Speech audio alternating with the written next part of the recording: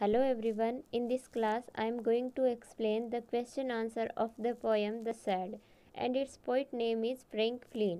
इस वीडियो में हम NCERT क्लास 7th की इंग्लिश बुक हनीकॉम की पोएम द सैड के क्वेश्चन एंड आंसर्स को डिस्कस करेंगे। अब हम करेंगे working with the poem page number 49। Answer the following questions. इस क्वेश्चन के 4 पार्ट हमें दिए हुए हैं, हम 1 बाय 1 उनका आंसर देंगे। तो हमारा फर्स्ट पार्ट है who is the speaker in the poem. इस पोएम में स्पीकर कौन है? इस पोएम में जो बोलने वाला है यानी कि जिसने ये पोएम सुनाई है वो कौन है, हमें ये बताना है। तो हमने पिछले वीडियो में ये पोएम पढ़ी है। इस पोएम को पढ़ने के बाद में हमें ये अंदाज़ा लग जाता है कि इस पोएम को सुनाने वाला कोई बच्चा है। अब वो बच्चा बॉय भी हो सकता है और गर्ल भी हो सकती है, क्योंकि पोएम में ये तो मेंशन ही नहीं किया हुआ है कि स्पीकर यानी कि पोएम सुनाने वाला कौन है, वह बॉय है या फिर गर्ल है। और ऐसा भी हो सकता है कि इस पोएम द सैड के जो पोइट है फ्रैंक फ्लिन, उनके बचपन की कोई घटना है जो उन्होंने पोएम के रूप में लिखी है, यानी कि वो बच्चा फ्रैंक फ्लिन भी हो सकते हैं। तो इसके आंसर में हम लिखेंगे it is not very clear who the speaker is, perhaps the speaker is the poet himself. इस पोएम को पढ़ने से ये क्लियर नहीं होता है कि स्पीकर कौन है, यानी इस पोएम को सुनाने वाला कौन है, शायद पोइट ही स्पीकर है। फर्स्ट क्वेश्चन का सेकंड पार्ट है इज शी और ही अफ्रेड और क्यूरियस और बोथ। अफ्रेड यानी डरा हुआ, क्यूरियस यानी जिज्ञासु। जो इस पोएम को सुना रहा है यानी इस पोएम को सुनाने वाला डरा हुआ है या जिज्ञासु है या दोनों ही है। तो इसका आंसर है the speaker seems to be both curious as well as afraid to go inside the shed. He wants to find out what is inside the shed. जो स्पीकर है, जो इस पोएम को सुनाने वाला है, वो क्यूरियस भी है यानी जिज्ञासु भी है और अफ्रेड भी है यानी डरा हुआ भी है शेड में जाने के लिए, यानी कि जो स्पीकर है उसे बहुत ज़्यादा जिज्ञासा है ये जानने की कि उस शेड में क्या है, लेकिन साथ ही साथ उसे शेड में जाने में डर भी लगता है। हमें यह आंसर में वर्ड दिया है स्पीकर और प्रश्न में यहाँ दिया हुआ है ही और शी। इस पोएम को पढ़ने के बाद में ये अंदाज़ा लगाना थोड़ा मुश्किल हो जाता है कि पोएम सुनाने वाला गर्ल है या बॉय है। तो आप यहाँ पर सी और ही भी लिख सकते हैं या स्पीकर भी लिख सकते हैं, यानी कि पोएम को जो सुनाने वाला है उसे आप स्पीकर भी बोल सकते हैं। He thinks that there is a ghost who lives inside the shed. लेकिन स्पीकर को इस बात का भी डर है कि वो ये सोचता है कि शेड के अंदर गोस्ट है, यानी कि एक भूत है। इस पोएम में हमने पढ़ा था कि पोइट का भाई पोइट को ये बताता है कि शेड के अंदर भूत है। हमारा थर्ड पार्ट है व्हाट इज शी और ही प्लानिंग टू डू सून। जो स्पीकर है वो जल्दी ही क्या करने की प्लानिंग कर रहा है, यानी कि स्पीकर जल्दी ही क्या करने वाला है। तो इसका आंसर है सी और he is planning to go inside the shed very soon but not yet. जो स्पीकर है वो लड़की भी हो सकती है और लड़का भी हो सकता है। वो स्पीकर ये प्लान कर रहा है कि वो जल्दी ही शेड के अंदर जाएगा, लेकिन अभी नहीं जाएगा। हमारा फोर्थ पार्ट है but not just yet suggests doubt, fear, hesitation, laziness और something else. Choose the word which seems right to you. Tell others why you choose it. इस पोएम में हमने पढ़ा था कि पोएम के एंड में स्पीकर यानी पोएम को सुनाने वाला कहता है कि मैं शेड में जाऊंगा लेकिन अभी नहीं। बट नॉट जस्ट येट का मतलब है अभी नहीं। और हमसे यहाँ पर ये पूछा गया है कि ये जो वर्ड्स हैं बट नॉट जस्ट येट यानी कि अभी नहीं, स्पीकर के बारे में क्या दिखाते हैं। स्पीकर को डाउट है या फियर है यानी डर है, हेजिटेशन है यानी हिचक है, या लेजीनेस है यानी स्पीकर आलसी है और आलस की वजह से शेड में वो नहीं जा रहा है। या फिर इसका कोई और मतलब है।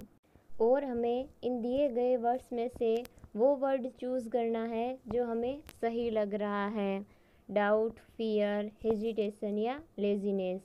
और हमें ये भी बताना है कि हमने जो वर्ड चूज़ किया है वो क्यों किया है।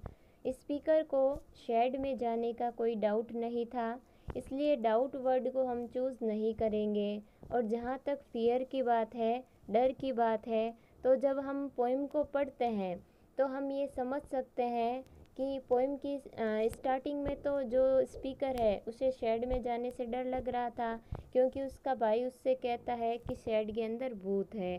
लेकिन पोइम में ही बाद में स्पीकर का ये डर दूर हो जाता है और स्पीकर ये कहता है कि मैं जानता हूँ कि शेड में कोई भूत नहीं है। तो हम फियर वर्ड को भी चूज़ नहीं करेंगे, यानी कि अब स्पीकर को शेड में जाने से डर नहीं लगता है। और अगर हम लेजीनेस की बात करें, आलसपन की बात करें, तो पोइम में ऐसा कुछ भी नहीं बताया गया है कि जिससे ये पता चले कि स्पीकर आलसी है और आलसी होने की वजह से शेड में नहीं जा पा रहा है।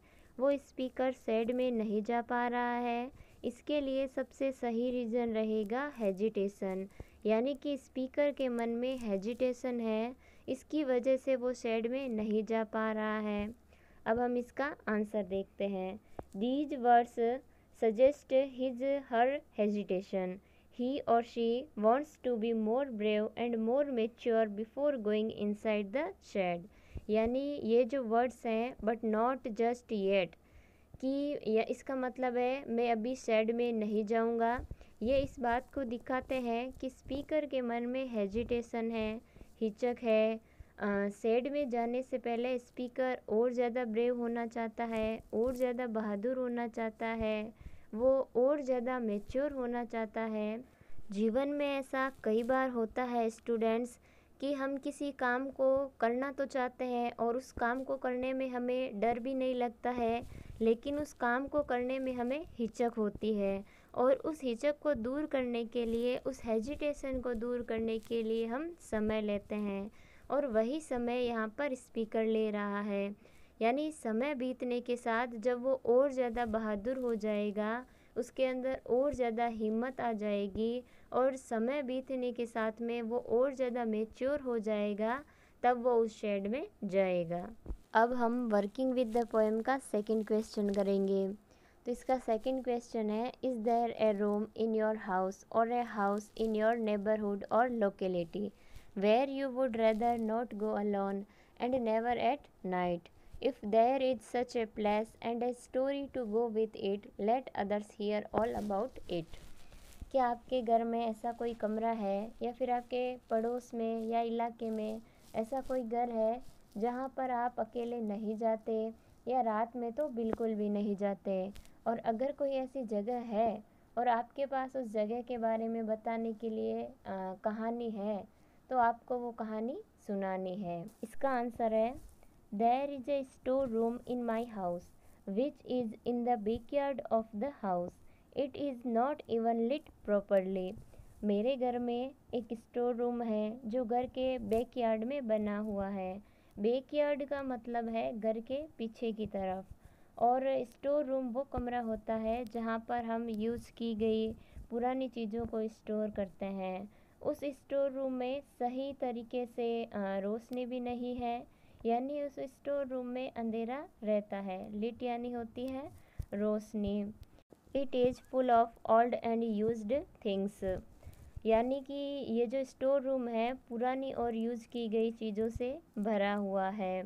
It needs a lot of courage to go inside the store at night, यानी कि रात के समय में उस स्टोर रूम में जाने के लिए बहुत ही हिम्मत चाहिए। करेज यानी हिम्मत। My mother once asked me to bring certain things from the store room. When I entered the storeroom, I felt as if I saw the movement of a shadow. I screamed with terror, but later got to know that it was a cat. एक बार मेरी माँ ने मुझसे उस store room में से कुछ चीज़ें लाने के लिए कहा, और जब मैं उस स्टोर रूम में घुसा तो मुझे ऐसा लगा कि मैंने एक परछाई को हिलते हुए देखा, और मैं डर के मारे चिल्लाया, लेकिन बाद में मुझे पता चला कि वो तो एक बिल्ली थी। स्क्रीम्ड यानी चिल्लाया और टेरर यानी भय या डर। आई होप आपने इस पोएम के वर्ड मीनिंग कर लिए हैं। उसके बाद में आज आपको वर्किंग विद द पोएम का जो फर्स्ट क्वेश्चन है, इसके चारों जो पार्ट है वो आपको क्लास वर्क में करने हैं, और वर्किंग विद द पोएम का जो सेकंड क्वेश्चन है वो आपको होमवर्क में करना है।